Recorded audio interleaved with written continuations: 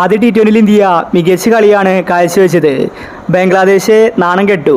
പ്രത്യേകിച്ച് സഞ്ജു, സൂര്യ, പാണ്ഡ്യ ഇവരെല്ലാവരും നന്നായി കളിച്ചു.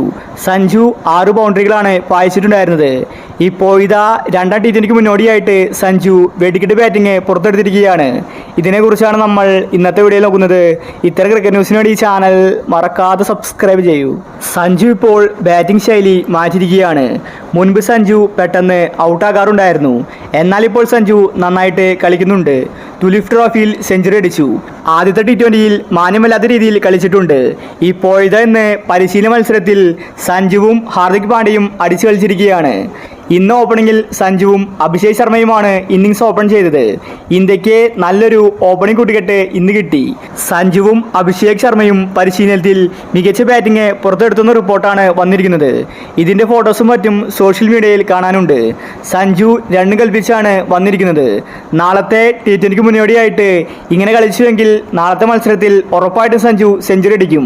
സഞ്ജുവിന് അതിനുള്ള അവസരമുണ്ട്. കാരണം സഞ്ജു ഓപ്പണിങ്ങിലാണ് കളിക്കുന്നത്. സാധാരണ സഞ്ജു 5-ാം നമ്പറിലോ 6-ാം നമ്പറിലോ ആണ് കളിക്കാറ്. എന്നാൽ ഇപ്പോൾ ഗൗതം ഗംഭീർ സഞ്ജുവിനെ പൊസിഷൻ മാറ്റി അവസരങ്ങൾ കൊടുക്കുകയാണ്. സഞ്ജുവിന് തിളങ്ങാൻ പറ്റിയ സുവർണ അവസരമാണ്. അത് സഞ്ജുവിനെ വ്യക്തമായിട്ട് അറിയാം. അതുകൊണ്ടാണ് സഞ്ജു ഇന്ന് പരിശീലനത്തിൽ അടിച്ചു കളിച്ചിരിക്കുന്നത്. ഇന്ത്യക്ക് പുതിയൊരു ഓപ്പണിംഗ് ജോഡിയാണ് കിട്ടിയിരിക്കുന്നത്. സഞ്ജുവും അഭിഷേക് ശർമ്മയും. ഈ 2 താരങ്ങളും കൂടി ഇന്ത്യൻ ടീമിനെ മികച്ചൊരു ഓപ്പണിംഗ് കൂട്ടുകെട്ട് നാളെ സമ്മാനിക്കും. ഇന്ത്യ 1-0 പരമ്പരയിൽ മുൻപിലാണ്. നാളത്തെ മാച്ച് കൂടി ജയിച്ചാൽ ഇന്ത്യക്ക് പരമ്പര സ്വന്തമാക്കാൻ സാധിക്കും. ഓൾറെഡി ടെസ്റ്റ് പരമ്പര ഇന്ത്യ നേടി. ടി20 പരമ്പരയും ഇന്ത്യ നേടുമെന്നത് ഉറപ്പാണ്.